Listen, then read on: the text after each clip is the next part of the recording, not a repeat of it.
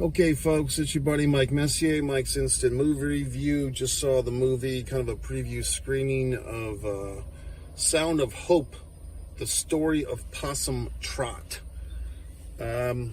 So when I saw the kind of like preview or just like a little clip of this thing, I thought this was kind of like a Sound of Freedom sequel, and it's really not, except that Angel Studios is the same studio that did the Sound of Freedom.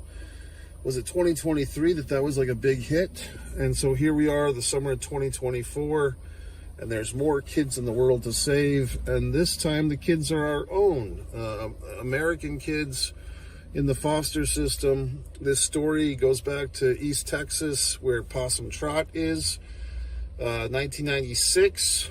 It's always interesting to see things that are depicting the 90s, because there's like one cell phone in the movie. Most people don't have them in the film. And it's good. I mean, it's a good movie. It's a good message. It's a good story. What's it all about? I guess in a word, adoption. I guess in a word or two or several, troubled kids that are in the foster system that have been a lot of times neglected, abused, mentally abused, physically abused. They get put in this cycle of the foster system, and this lady in the movie, the First Lady, Donna, First Lady of the church that she and her husband, the pastor, run, she has like this epiphany when her own mother dies. And apparently her mother was like a single mother of 18 kids, which is a lot. And when her mom dies, she has like this epiphany, kind of like a vision of these different children coming together. At the time, she only has two kids. One of them suffers.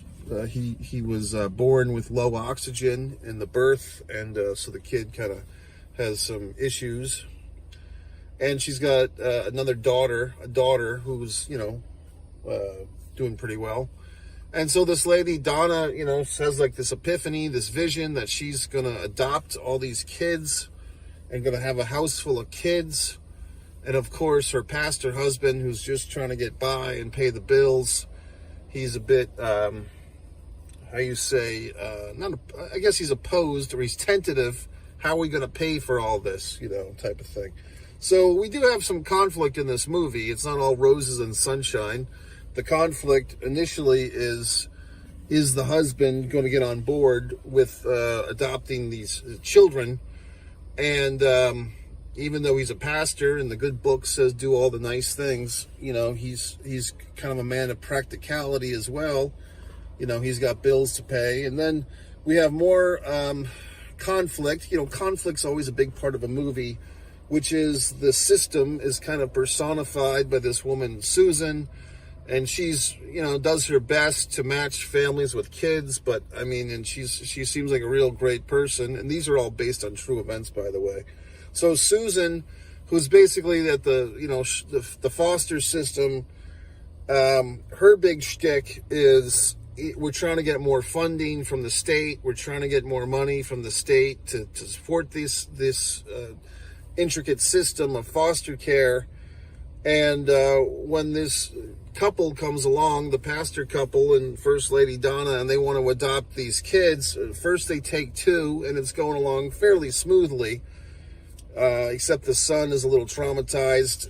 The adopted son has a fear of water, because he was probably abused by water from his previous home. But eventually they seem to be doing okay, and they're like, hey, we'll take another kid. And so they're like, we want the toughest kid you got. Now that's the husband says that. So basically what's happened is the husband has had this big change of spirit. He's now all in. He's all invested. He's wants more kids and so forth. And so they're like, give us the toughest kid you got. Now this is one of those things. Give us the kid that nobody else wants. So basically Susan's like, well, don't want to give you Terry. Well, who's Terry? We want her. Well, Terry's the real hard ass. Terry, we have met her previously in the movie. She thinks she's a cat, the little girl. She's like 12 or 14 at this point. She believes she kind of has this thing where she fades into this fantasy of being a cat, because that's her defense mechanism from dealing with reality. The reality is she's been abused a lot. So she kind of goes into this thing where if I'm a cat, they can't hurt me. And that's, we've seen that in more recent times. We've heard of these things, you know, of children taking on the personifications of animals or the animalification of people, whatever the fuck. So we're back in 1996, 97, and this is happening. And I won't ruin the scene for you, but basically the pastor has a really good way of dealing with the cat issue. But Terry turns out to be a handful. Now, I do want to pay a special acting note. I think that the kid actor who played the Terry character was very strong in a tough role. It's tough to play like a troubled kid without kind of hamming it up. And I think that this kid actor did a really good job. I'm guessing the kid actor is 14, maybe 15, maybe younger, but whoever the kid was did a really great job of playing Terry, this troubled kid, because a lot of the shine of this movie kind of becomes the Terry story for a while, because Terry is kind of like the best example of the troubles that some of these kids can bring to the families. And now here's another round of conflict, which is a lot of these families in this small church are inspired by the pastor and his wife to go out and adopt these kids, but they don't know that this is going to be tough, you know, and that the system, so to speak, I think how it works, correct me if I'm wrong, if anyone's an expert, but I guess the families who are foster parents get funding from the state. But if you actually become adoptive parents, either that funding is greatly reduced or it's taken away. They're like, oh, well, if you want to adopt the kid, we're not going to financially support you. So it's kind of a tough thing here, because people who are, and I had a good friend of mine who adopted a few children. He was a foster father to kids. And so I didn't really appreciate, I'll give him, you know, credit for doing that, because this movie kind of really illustrates some of the troubles and the sacrifices and the generosity of these adopted couples to take these kids in. So the rewards, what are the rewards? Well, I guess like any other kid, you feel like, hey, I'm, you know, the future, and teach them well and let them lead the way or whatever the fuck. So I mean, I guess there's a point to having children. So these but I think this movie is really pretty good. I mean, very good. It's definitely, I think all the actors, the lady that played the first lady, Donna, of course, she's basically the central character, but even, you know, the husband's a close 1B in that. And then Susan, who kind of represents the system, but, you know, she's a good person, really. She's busting her back for these folks. She's a good actress. Elizabeth Mitchell was the name. And as we've seen, if you've seen these other Angel Studios movies, they always try to hit you up at the end. Like right as soon as the movie ends, they want you to pay it forward and buy a ticket for somebody else and so forth. So I saw this movie kind of at an advanced screening. When you have these apps and you have these subscriptions, this was Cinemark. I think I saw this movie gratis, for free. But AMC, you know, I tell people this, they don't listen to me, sometimes they do. But the Cinemark subscription thing, it's like, I think it's $11 a month. You get one movie ticket a month, which is, you know, more than the value of seeing one movie. And the good thing with Cinemark is that those credits carry over, right? So you don't lose your movie if you don't go that month. It carries over. And you get all these wonderful things like this free screening. That'll happen every once in a while. Sometimes you get a discount at concessions and so forth. And AMC and Regal have even more intricate plans where you pay by the month and you get a bunch of movies a month. And I tell people this, and they don't always act upon it, but I try. I try to help people, and they usually don't listen to my advice. But anyway, I really like this movie. What can I say? I mean, it's a heart warmer. You know, you gotta, you know, I'm not a parent, so I can, you know, not appreciate it on the level of some people who might. But I mean, you definitely feel like, is there a crisis? At the end of the movie, it says 400,000 kids are in the foster system. You know, 100,000 kids are looking to be adopted. So I don't know how the numbers all work and everything. As far, you know, and I'm sure it's a complicated system, but if you are in a position to adopt or to be a foster parent, it might be something to consider. And this movie will probably stir your heart. So is there anything in this movie that I would say could have been improved or whatnot? I don't know, because I think with this movie, it did a pretty good job of making you feel like you were in someone's life, like you were in a slice of reality here.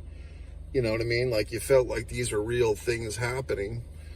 I don't know if there was anything that I could jump in and say, fix this or fix that. I mean, I was expecting, and it did happen, because this couple, you know, First Lady Donna and the pastor, I think he goes by MC or MK or something, Mitchell. Anyway, that's the husband's name. They have their own natural born daughter, and it's like, I'm just waiting for her to kind of explode and be like, fuck these other kids, so eventually that happens. I mean, there's you see enough movies, you watch enough television, you kind of know, like, okay, the natural born kid is gonna explode because they're sick of these other kids getting all the attention, and eventually that happens.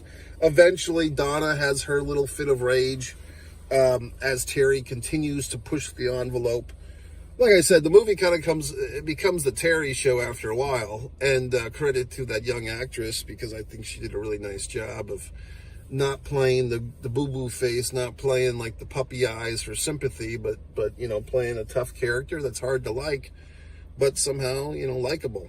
And then at the end of the movie, they show you like all the people in real life, the real life people and the representations and such, and that was nice. So anyway, what the fuck? I mean, it's a good movie. It's emotional.